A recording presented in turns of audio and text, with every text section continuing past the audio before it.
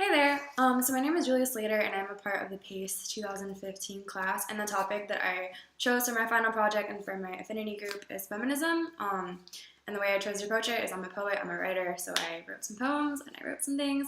And I think that writing and art and literature and all that great things are really great ways to approach social change because they can get people to confront the fundamental views that they have about the world. And specifically in my poems, I wanted to push back against narratives of like women as like damsels in distress or women as like objects in like a male-centric narrative. And I wanted to show the ways in which women can maybe push back against a society that largely tells them that they can't be ways that they are. And so the final product, which is not completely bounded yet, is a small book of poems called Sorry for Apologizing. And I chose this topic because it was really resonant of the ways in which I came to feminism, because growing up I always found myself feeling very apologetic for being the way that I think I naturally am.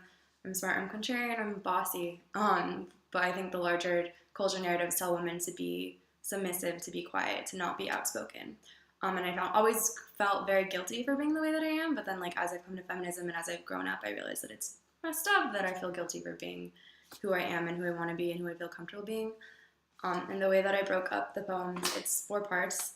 The first part is called This Is How You Break Her, and it sort of follows the loose narrative of a girl coming into society and growing up and just being super frustrated with what the expectations that are placed on her.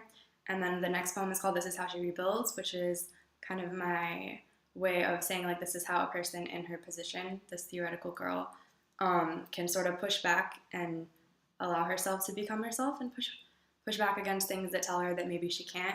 The next part is called Unloved Poems, and it's sort of my little contrarian coming out and pushing against cultural narratives of love that I think can be really exploitative or only focus on male desire and not what women want and not focus on their autonomy.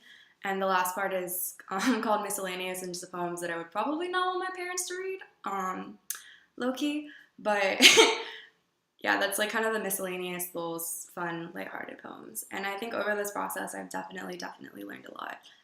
It was super difficult for me because these are things that I've been thinking about for a long time, but I was always uncertain of how I wanted to present them to the world. But this really forced me to think about my place in society and how I can continue working against these paradigms that I think are super hurtful.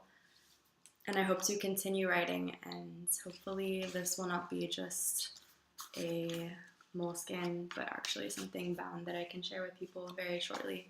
Thank you for listening.